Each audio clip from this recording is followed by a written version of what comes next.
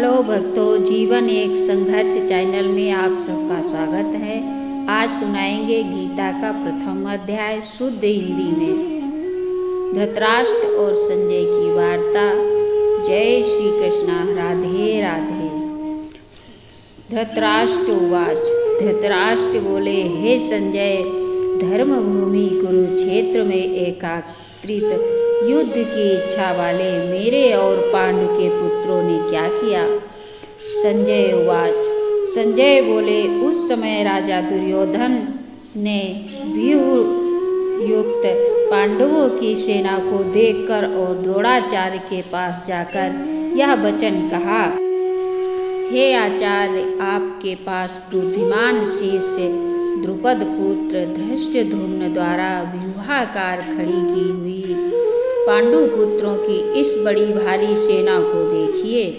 इस सेना में बड़े बड़े धनुष वाले तथा युद्ध में भीम और अर्जुन के समान शूरवीर, सात्विक और विराट तथा महारथी राजा द्रुपद, धृष्टकेतु और चेकितान तथा बलवान काशीराज पुरुषजित, कुंती भोज और मनुष्यों में श्रेष्ठ सभ्य पराक्रमी युधामन तथा बलवान उत्तमौजा सुभद्रा पुत्र अभिमन्यु एवं द्रौपदी के पांचों पुत्र, ये सभी महारथी हैं। हे ब्राह्मण श्रेष्ठ, अपने पक्ष में भी जो प्रधान है उनको आप समझ लीजिए। आपकी जानकारी के लिए मेरी सेना के जो सेनापति हैं उनको बतलाता हूँ। आप द्रोणाचार्य और पितामह भीष्म तथा कर्ण और संग्राम विजयी कृपाचार्य तथा वैसे ही अश्वत्थामा, विकर्ण और सोमदत्त का पुत्र भूरिश्रवा और भी मेरे लिए जीवन की आशा त्याग देने वाले बहुत से शूरवीर, अनेक प्रकार के शस्त्रों से सुसज्जित और सबके सब युद्ध में चतुर भीष्म पितामह द्वारा रचित हमारी वह सेना सब प्रकार से अजेय है और भीम द्वारा रचित इन लोकों की यह सेना जीतने में सुगम है। इसलिए सब मोर्चों पर अपनी अपनी जगह स्थित रहते हुए आप लोग सभी निस्संदेह भीष्म पितामह की ही सब ओर से रक्षा करें। कौरवों में वृद्धि बड़े प्रतापी पितामह भीष्म ने उस दुर्योधन के हृदय में हर्ष उत्पन्न करते हुए उच्च स्वर से सिंह की दहाड़ के समान गरज कर शंख बजाया। इसके पश्चात शंख और नगाड़े तथा ढोल, मृदंग और नरसिंहे आदि बाजे एक साथ ही बज उठे। उनका वह शब्द बड़ा भयंकर हुआ।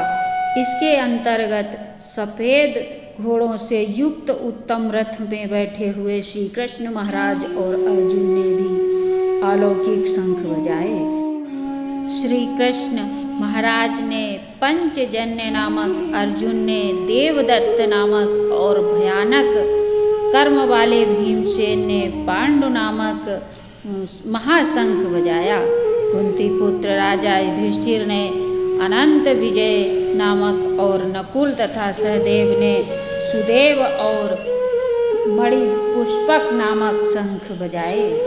श्रेष्ठ धनुष वाले काशीराज और महारथी शिखंडी एवं धृष्टद्युम्न तथा राजा विराट और अजेय सात्विक राजा द्रुपद एवं द्रौपदी के पांचों पुत्र और बड़ी भुजा वाले सुभद्रा पुत्र अभिमन्यु, इन सभी ने हे राजन सब ओर से अलग अलग शंख बजाए और उन भयानक शब्दों ने आकाश और पृथ्वी को भी गुंजाते हुए धृतराष्ट्र के अर्थात आपके पक्ष वालों के हृदय विदीर्ण कर दिए। अर्जुन उवाच। हे राजन, इसके बाद कपिध्वज अर्जुन ने मोर्चा बांधकर डटे हुए धृतराष्ट्र संबंधियों को देखकर उस शस्त्र चलाने की तैयारी के समय धनुष उठाकर ऋषिकेश श्री कृष्ण महाराज से यह वचन कहा, हे अच्युतम, मेरे रथ को दोनों सेनाओं के बीच खड़ा कीजिए। और जब तक कि मैं युद्ध क्षेत्र में डटे हुए युद्ध के अभिलाषी इन विपक्षी योद्धाओं को भली प्रकार देख लूं कि इस युद्ध रूप व्यापार में मुझे किन किन के साथ युद्ध करना योग्य है, तब तक उसे खड़ा रख। दुर्बुद्धि दुर्योधन का युद्ध में हित चाहने वाले जो ये राजा लोग इस सेना में आए हैं, इन युद्ध करने वालों को मैं देखूंगा। संजय उवाच। संजय बोले, हे धृतराष्ट्र, अर्जुन द्वारा इस प्रकार कहे हुए महाराज श्री कृष्णचंद्र ने दोनों सेनाओं के बीच में भीष्म और द्रोणाचार्य के सामने तथा संपूर्ण राजाओं के सामने उत्तम रथ को खड़ा करके इस प्रकार कहा कि हे पार्थ, युद्ध के लिए जुटे हुए इन कौरवों को देख लो। इसके बाद प्रथा पुत्र अर्जुन ने उन दोनों ही सेनाओं में स्थित ताऊ चाचों को, दादों परदादों को, गुरुओं को, मामाओं को, भाइयों को, पुत्रों को, पौत्रों को तथा मित्रों को, ससुरों को और सुहृदों को भी देखा। 26 और 27वें पूर्वार्ध उन उपस्थित संपूर्ण बंधुओं को देखकर वे कुंती पुत्र अर्जुन अत्यंत करुणा से युक्त होकर शोक करते हुए यह वचन बोले। बेका उत्तरीद और बेका पूर्वार्ध। अर्जुन उवाच। अर्जुन बोले, हे केशव, युद्ध क्षेत्र में डटे हुए युद्ध के अभिलाषी इन स्वजन समुदाय को देखकर मेरे अंग शिथिल हुए जा रहे हैं और मुख सूखा जा रहा है तथा मेरे शरीर में कंप एवं रोमांच हो रहा है। बेका उत्तरार्थ और हाथ से गांडीव धनुष गिर रहा है और त्वचा भी बहुत जल रही है तथा मेरा मन भ्रमित सा हो रहा है, इसलिए मैं खड़ा रहने को भी समर्थ नहीं हूँ। हे केशव, मैं लक्षणों को भी विपरीत ही देख रहा हूँ तथा युद्ध में स्वजन समुदायों को मारकर कल्याण भी नहीं देखता। हे केशव, मैं न तो विजय चाहता हूँ और न राज्य तथा सुखों को ही। हे गोविंद, हमें ऐसे राज्यों से क्या प्रयोजन है अथवा ऐसे भोगों से और जीवन से भी क्या लाभ है। हमें जिनके लिए राज्य भोग और सुखादि अभिष्ट हैं, वे ही ये सब धन्य और जीवन की आशाओं को त्याग कर युद्ध में खड़े हैं। गुरुजन, ताऊ, चाचे, लड़के और उसी प्रकार दादे, मामे, ससुर, पौत्र, साले तथा और भी संबंधी लोग, हे मधुसूदन, मुझे मारने पर भी अथवा तीनों लोकों के राज्य के लिए भी मैं इन सबको मारना नहीं चाहता। फिर पृथ्वी के लिए तो करना ही क्या है। हे जनार्दन, धृतराष्ट्र के पुत्रों को मारकर क्या प्रसन्नता होगी। इन आतंकिताइयों को मारकर तो हमें पाप ही लगेगा। अतएव हे माधव, अपने ही बांधव धृतराष्ट्र के पुत्रों को मारने के लिए हम योग्य नहीं हैं, क्योंकि अपने ही कुटुंब को मारकर हम कैसे सुखी होंगे। यद्यपि लोभ से भ्रष्टचित हुए ये लोग कुल के नाश से उत्पन्न दोष को और मित्रों से विरोध करने में पाप को नहीं देखते, तो भी हे जनार्दन, कुल के नाश से उत्पन्न दोष को जानने वाले हम लोगों को इस पाप से हटाने के लिए क्यों नहीं विचार करना चाहिए।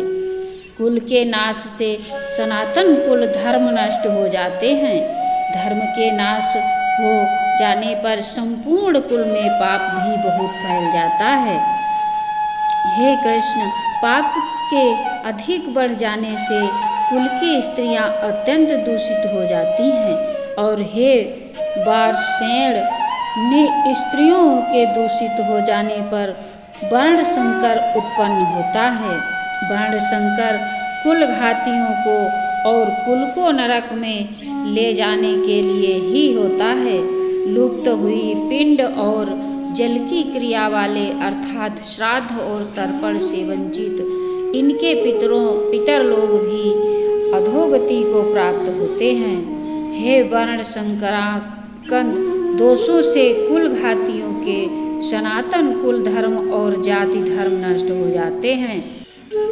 हे जनार्दन, जिनकी कुल धर्म नष्ट हो गया हो, ऐसे मनुष्यों का अनिश्चित काल तक नरक में वास होता है, ऐसा हम सुनते आए हैं। हाँ, इस शोक हम लोग बुद्धिमान होकर भी महान पाप करने को तैयार हो गए हैं, जो राज्य और सुख के लोभ से स्वजनों को मारने के लिए उद्यत हो गए हैं। यदि मुझ शस्त्र रहित एवं सामना न करने वालों को शस्त्र हाथ में लिए हुए धृतराष्ट्र के पुत्र रण में मारे डालें तो वह मारना भी मेरे लिए अधिक कल्याणकारक होगा। संजय उवाच। संजय बोले, रंगभूमि में शोक से सुदिग्ध मन वाले अर्जुन इस प्रकार कहकर बाण सहित धनुष को त्याग कर रथ के पिछले भाग में बैठ गए। जय श्री कृष्णा। द्वितीय भाग अगली वीडियो में सुनाएंगे। वीडियो अच्छी लगी हो तो ऐसी ही वीडियो देखने के लिए चैनल को सब्सक्राइब करें और कमेंट में जय श्री कृष्णा जरूर लिखें।